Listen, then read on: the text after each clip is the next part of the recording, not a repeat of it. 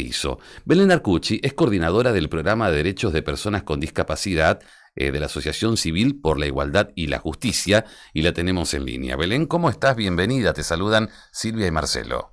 Hola Marcelo, Silvia, ¿cómo están? Gracias por el llamado. Bien, Belén, ¿hubo irregularidades en el proceso de auditorías? Bien, bueno, la verdad que sí, muchísimas. Nosotros con otras organizaciones de la sociedad civil venimos denunciando estas irregularidades en el proceso desde casi su inicio, desde el año pasado. ¿Qué decimos desde las organizaciones? Bueno, no negamos la facultad de auditar, es una facultad que tiene el Estado. El tema es la forma, ¿no? En cómo estas auditorías se realizan, específicamente cuando pensamos en a qué personas se está auditando, ¿no? Que son personas con discapacidad, lo que implica que hay que tener en cuenta muchas más medidas de accesibilidad y de apoyos para este colectivo. Y bueno, nosotros lo que desde el principio cuestionamos fue primero el mecanismo de citación, que es a través de una carta documento, que ya desde el inicio notamos que no llegaba a mucha gente, por problemas en el correo, porque no llega a todos los lugares del país, pues en zonas rurales, zonas alejadas, barrios populares, bueno, muchísimos inconvenientes. Después porque la misma carta documento que se envía a las personas es inaccesible, es decir, no contempla, por ejemplo, ningún mecanismo para personas ciegas, que dependen de otra persona que se las lea, mismo una persona con discapacidad motriz que está en un primer piso, en un segundo, y cuando llega la carta quizás no puede bajar a atender. Bueno, muchísimos inconvenientes. Tampoco era clara la información de qué documentación había que llevar. No había mucho tiempo para actualizarla porque daban pocas semanas entre que llegaba la carta y el turno médico. Y después muchos problemas sobre los centros donde están realizando las auditorías. Se convocó a gente a muchos kilómetros de distancia, centros que incluso la gente llegaba y no se estaba haciendo ningún procedimiento, inaccesibles también por su estructura edilicia, no era accesible para las personas. Y bueno, después también la gente no sabe cómo sigue el proceso. Quienes lograban incluso llevar la documentación y todo, tampoco saben cómo se iba a evaluar, cuánto tiempo iba a demorar esa respuesta, todo lo que genera mucha incertidumbre, ¿no? Sí, claro está.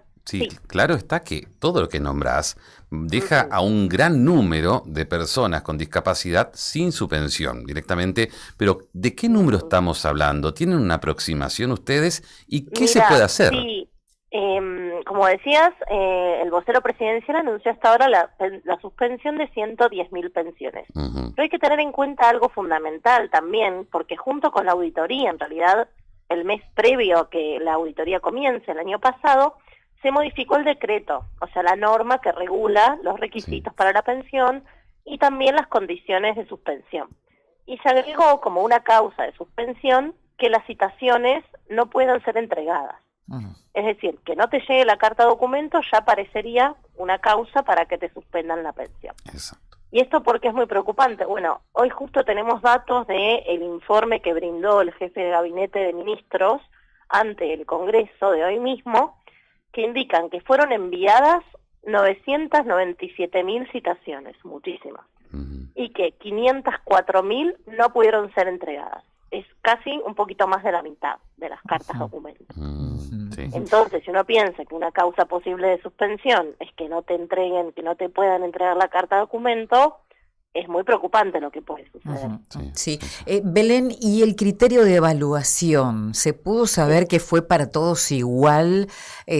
Porque se habla de que muchos llegaban con la documentación, les decía que les faltaba un papel, después otro, que fue para algunos bastante engorroso. Sí, también eso, no se sabe cuál es el criterio de evaluación. Ese es un gran problema, porque nada de este proceso de auditoría está en ninguna norma, en ningún documento. Por ende, no se sabe cómo se está evaluando a las personas. Porque el decreto, con esta modificación que se realizó el año pasado, dice que las personas tienen que acreditar una disminución del 66% de su capacidad laboral. Primero que el concepto ya es erróneo, porque no existen personas capaces e incapaces. Ese es un concepto muy antiguo que ya no es acorde al marco desde el cual hay que mirar la discapacidad. Hay que mirar las barreras que tiene cada persona para incluirse, ¿no?, en el mercado laboral. Entonces, este concepto del 66% no se sabe cómo se está midiendo. En su momento sacaron una resolución que fue muy polémica por sus términos. Se hablaba, no sé si recuerdan, de personas idiotas, dementes, bueno, una terminología totalmente ofensiva y discriminatoria, que finalmente se dio de baja. Pero no hay nada que lo reemplace. Entonces la realidad hoy es que nadie sabe muy bien cómo se está evaluando a cada persona para ver si cumple o no con los requisitos para mantener su pensión. Uh-huh. Y Belén, ¿qué se hace ahora? ¿Qué se pide? Desde ustedes y otras organizaciones están trabajando. ¿Reabrir todo? ¿Empezar de nuevo? Mira, nosotros desde el inicio nos contactamos con Andis pidiendo que se suspenda el proceso de auditorías hasta que no se garanticen las condiciones adecuadas. Uh-huh. No tuvimos respuesta a ese pedido. También acudimos al Comité de Derechos de las Personas con Discapacidad, que es de la ONU, contando y expresando nuestra preocupación por esta situación, y le pidió información a Argentina, que está en proceso, ¿no? Sí. Ahora lo que, estamos viendo es que hay algunas provincias que empezaron a iniciar acciones judiciales. Por ejemplo, la provincia de Formosa, la Defensoría del Pueblo, hizo una acción de amparo, lo que se llama así en el mundo judicial, para que no se suspendan las pensiones hasta que no se garantice que este proceso de auditoría sea como corresponde, ¿no? Y que la gente efectivamente pueda participar con las condiciones adecuadas. Uh-huh. Después también hay otras provincias que están avanzando en ese sentido, y desde las organizaciones también estamos empezando a pensar y a diseñar la vía judicial.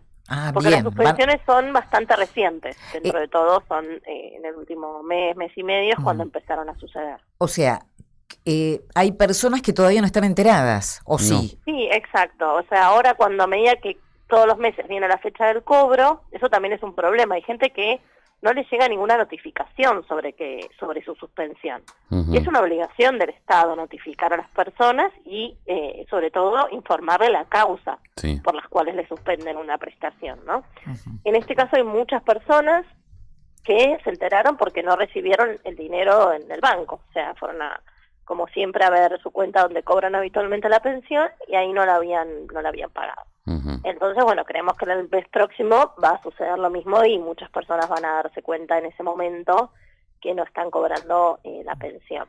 Sí. Hay algunos mecanismos de reclamo frente a esta situación, eso también es importante saberlo. Sí. Primero es un reclamo, lo que se dice, administrativo. Esto significa que lo puede hacer la persona, no necesita un abogado ni nada. Que implica, mandar una nota de reclamo, se puede mandar también la documentación médica que acredita que realmente hay un derecho a la pensión, a un correo que está divulgando Andis. Y en el caso de que, no tenga éxito ese reclamo administrativo, ya hay que hacer la vía judicial, lamentablemente. Uh-huh. El tema es que, necesitas un abogado y son procesos largos. Sí. Y es un ingreso fundamental, ¿no? Para muchas personas. Pero por supuesto, ¿qué impacto tiene gente que se quedó sin pensión, sin cobertura médica? Y pienso a la gente que vive en las chacras, a una distancia bastante larga de los centros de salud, ¿no? Sí. Es realmente complicado. Sí, no es un procedimiento que haya sido pensado ni para las personas con discapacidad ni considerando la realidad de todo el país, ¿no? Uh-huh. Es muy preocupante porque deberían haber dado participación a las personas con discapacidad en el diseño de este proceso, no se hizo nada de eso. Uh-huh. Belén, muchísimas gracias por su tiempo y esperemos la próxima tener buenas noticias y que se solucione todo esto, obviamente. Esperemos. Muchas gracias. Al menos lo importante es eso, que se está hablando mucho del tema y está saliendo a la luz lo irregular del proceso y eso esperemos que colabore. Hay que hacer ruido, es cierto, Belén. Nos vemos, hasta luego. Muchas gracias, hasta luego. Belén Arcucci es coordinadora del programa Derechos de las Personas con Discapacidad. Hay una denuncia, preguntaba ella si había una denuncia, me preguntaba en realidad, y decía Formosa hizo como provincia una denuncia contra Nación por el tema de las pensiones.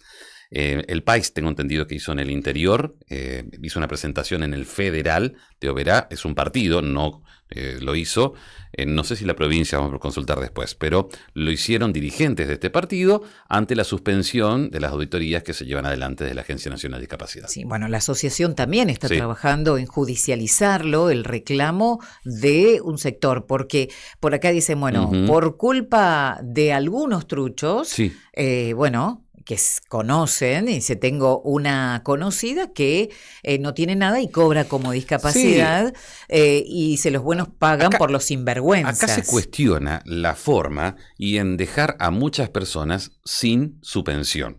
La forma es: emitimos la carta de documento y la mitad no llegó, bueno, no cobraste. Eso es grave, que la persona no tenga su pensión.